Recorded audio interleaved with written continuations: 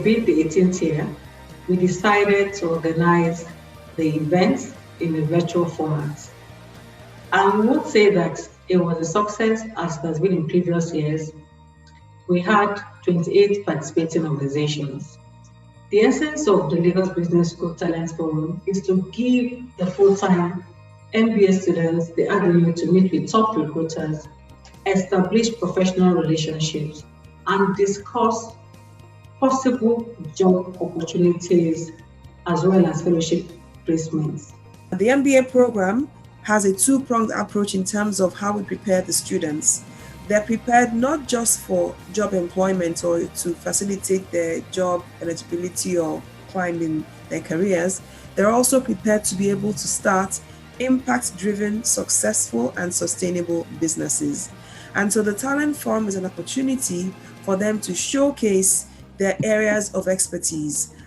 Employers from industry have the opportunity to speak with them, understand the depth of their knowledge, as well as see how they can be of benefits to the organizations. On the other hand, we also want them to be job creators and solution providers.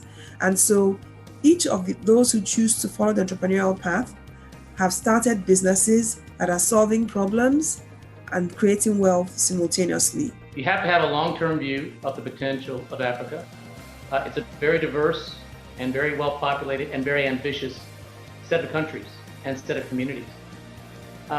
I describe Africa as a large-scale startup, which means a lot of raw potential, a need to encourage the talent base, which I think is a very important topic for us to further explore, the need for public-private partnerships, foreign investment, sector focus on especially boosting the small and medium business sector, which is where most jobs are created, and is where a lot of local entrepreneurialism can take hold immediately.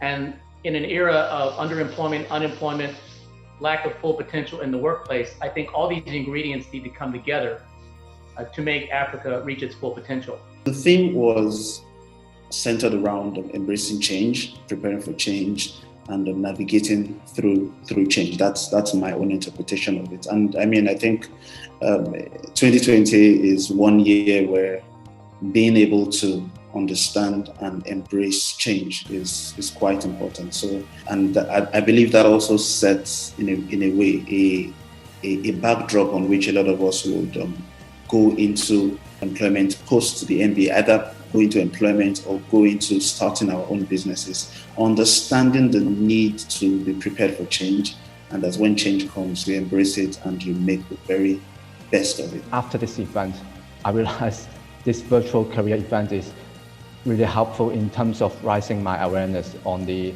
Nigerian job market and the landscape.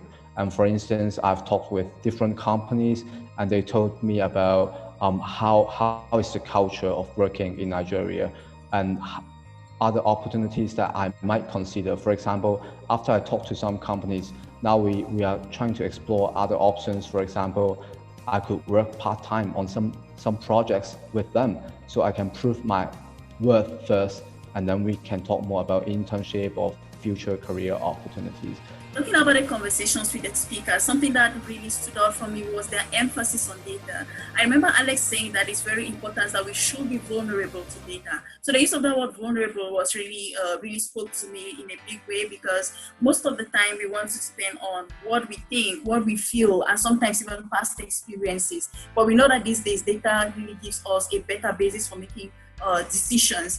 And the second speaker, who was Baker, equally explained how Guinness is using data to run in Africa. For a long time, I have felt that we are not careful about storing data. So if businesses really need to grow and they need data to grow, how do they do that? I was happy to know that Guinness is already taking the lead in this and making use of data to run their operations. This year was a very difficult exercise because we are in the middle of a global pandemic. There is an economic crisis looming around. We don't have a very clear visibility on where we go from a business perspective.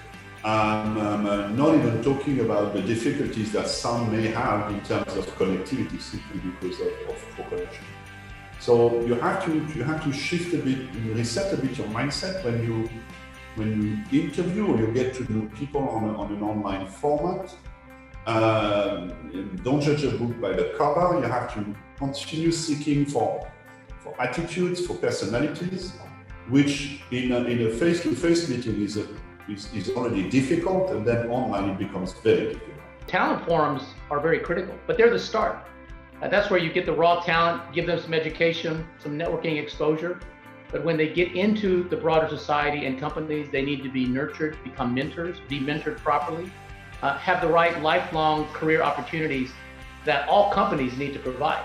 So to me, the question you ask is really about readiness for the world to embrace the new generation of leaders, like those that were at the Talent Forum, and also the readiness of folks who are in those educational programs to get the maximum out of the educational opportunities.